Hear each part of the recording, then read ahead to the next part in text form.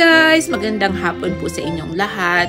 Nag-try lang po ako ngayon gumawa ulit ng barley smoothie. Kasi nga nahihirapan akong inumin yung barley pero gusto ko siyang, ginawa ko siya as a smoothie. Ayan po yung mga ingredients, dalawang strawberry, kalahating banana, saka naglagay din po ako ng isang scoop ng yogurt at saka kalahating kutsara lang po muna ng barley.